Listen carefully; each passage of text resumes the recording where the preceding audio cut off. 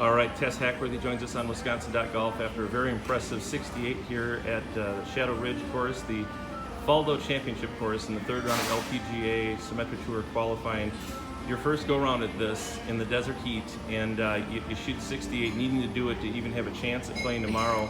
What was the mindset up there today, Tess, and how do you feel about the way you played? I feel great about the way that I played, for sure. I knew I needed to go low today. I mean, I knew I had to give it all I had, and that was kind of the mindset out there, was just don't let up, just give it all you got, because this could have been my last chance, and I didn't want to leave today knowing that I could have given it more, or that I left some out there. I just really wanted to kind of have fun and enjoy it as well. This was my first experience, and it's been awesome. It's been super fun. It hasn't been on my radar all summer. It was more of a last-minute decision, and I'm really glad that I did it. But yeah, going in today, I think it was just really have a good attitude and know that every shot I stayed fully committed, and I really gave it my all. Before we get to bigger picture questions, a couple things about your round, at least the part that I saw. I mean, it looked as though you were around the hole all day and had a lot of birdie chances. I did, yeah. I felt really good over the golf ball today, and this is a course where you can go at a lot of pins, so I'm really lucky that my tee time was here at Shadow on the last day, because it really, this is the place to go low out of all three of the places, and the greens are a lot softer here, so you can really shoot at pins versus Dinah and over at Palmer. Right. The greens are a lot more firm, so you can't really shoot at a whole lot of pins. And so today, that was kind of the mission, and all week my irons have been really pure, and I felt really good with them, so I knew that today if I had that green light, then I could go for it. And on the last hole, you missed a green. I think you only missed 3 today, your dad said, and but you made up for it. The video's already out there. You hold the shot for birdie for a 68. What did you? Your dad wanted you to use a putter there to roll it up, and you said, if I'm going to make it, I got to use a wedge. Yeah. Tess Hackworthy wins that battle. How many do you win with your dad, first of all? Not a lot. Not a lot. And what was it like to see that one hit the pin and go in? Well, since I didn't go with his option on the club choice, I knew I had to prove him wrong. But definitely, all week chipping on these fairways and kind of around the greens has been a little different for me, just because it's Bermuda, and so any bit of decel, any bit of let up, you're not going anywhere. And so I kind of learned that the hard way a little bit earlier this week. So, and I knew that I had to get the ball on top of that ridge on this last hole, and so I definitely had to show that one to my dad. But thank goodness it hit the hole, because I think it was flying. And so, big picture, you said you entered this late. I kept watching, to see if you would in that list, and because it's not an easy decision when you're getting ready for your senior year of school.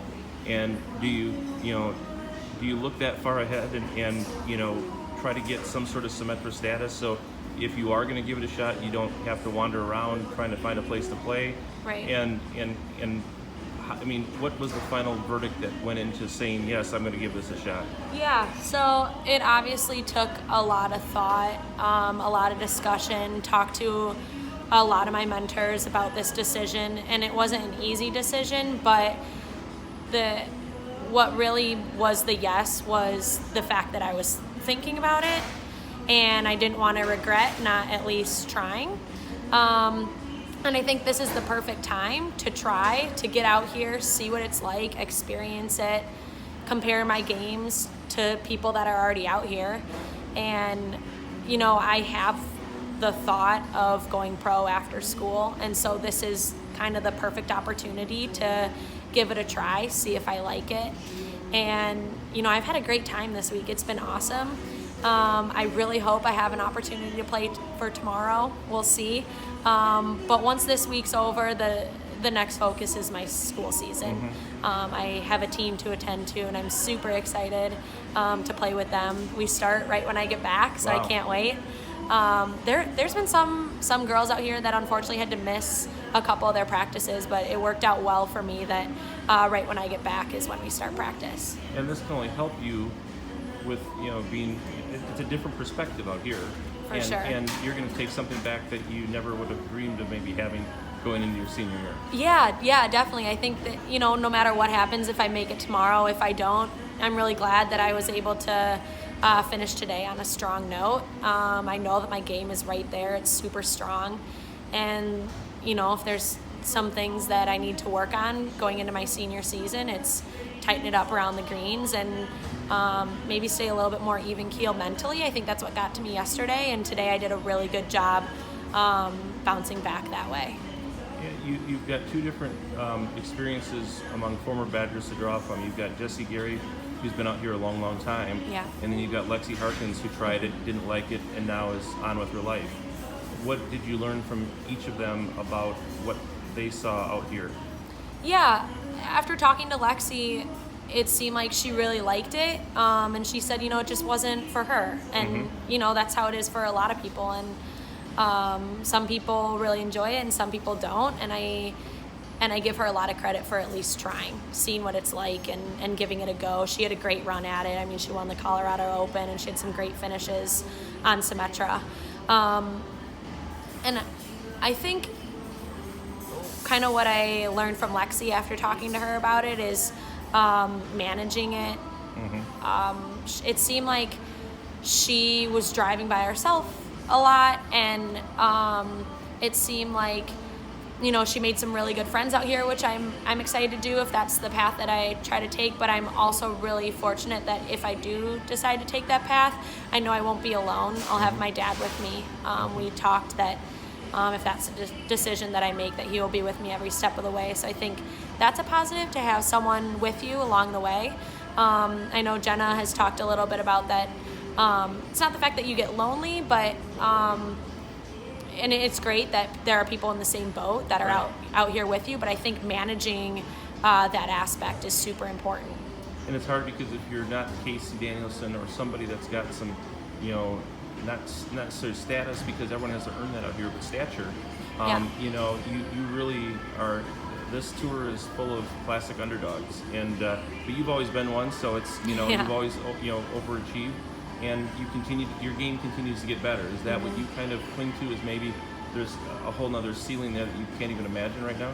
Oh yeah, for sure. I think there's a whole nother place that my game has yet to find, and I'm super excited to get there, whether it's the senior season, whether it's next year. But I think there's definitely another step that my game can take. I think it's taken some really big steps in the past few years that have really propelled my game to where it is now, and I feel really comfortable there, but I still think there's more to reach, and I'm looking forward to that. How many times have you broken 70 in your career? And I mean, are we talking, 24 times, more, less? I mean, what's the over/under on that? And because it leads to my next question. I was just curious as to how many times, you've always been at or around 70 a lot. Yeah. But that, getting, below that is that comfort level that you're seemingly now starting to achieve. Yeah, and I think that's been, to answer your first question, probably a dozen, if not less. Okay. Not often.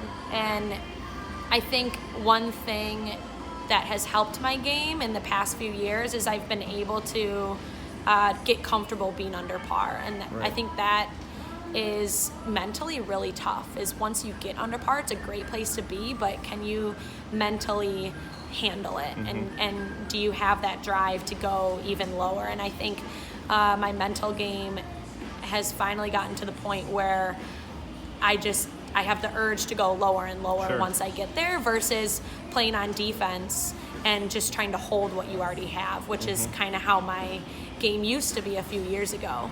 It was just like kind of defending that under par round and just trying to keep it there, versus now I'm working on offense, and I want to continue to go lower and lower, shoot at more pins, make more putts. Like Justin Thomas said the other day, he wanted to keep playing. Like he thought he could go even lower, and that's kind of how I felt today, is like I wish there was more holes. Right. And I thought, I think I even told this to Jenna's mom, I said, this will be a really interesting round for me to watch with you because of what happened yesterday. Your dad told me there was a slow play warning in the middle of it. There was a ball in the water that led to a triple, and then there was that final number that, you know, I don't know if 79 or 80 would have made a difference to you, but seeing that 8 on the card probably wasn't the best thing in the world. So now you're coming back, needing to shoot a number that you don't have a whole lot of experience shooting, but needing to shoot a number that if you are going to come out here, you've got to shoot maybe 3 out of 4 rounds every week in order to even make money. Right. And you did that today. I maintain this might be the most important round of your life. Well, gee.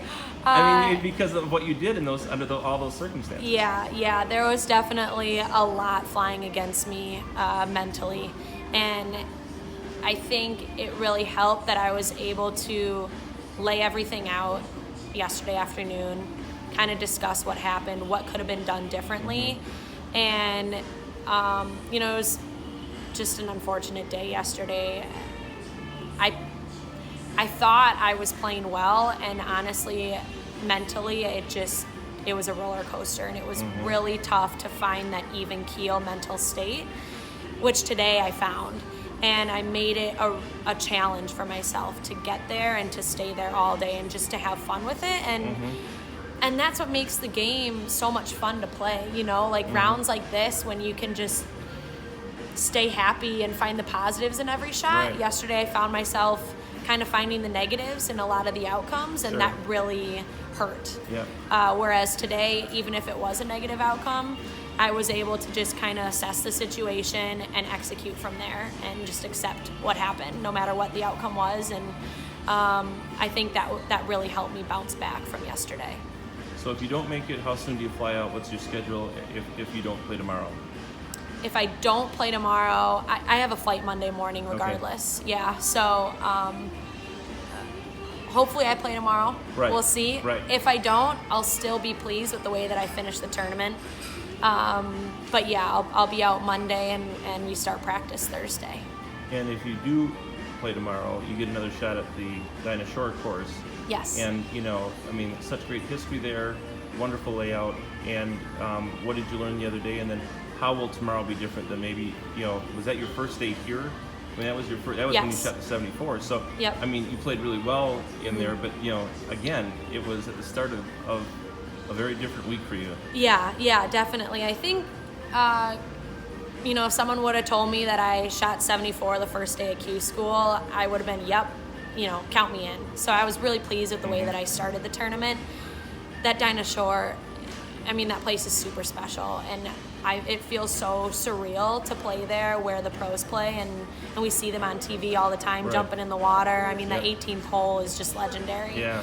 And so I think if I have the opportunity to play tomorrow, I'll be really pleased and super thankful. And in terms of my game, I think it'll just be one shot at a time, and kind of the theme of what I've been talking about is my mental state is super important, and really finding the positives in whatever happens. And you know, yesterday we were put on the clock and I felt super rushed, and I got out of my routine a little bit. And so I think tomorrow kind of keeping that routine no matter what the circumstances are will be super important.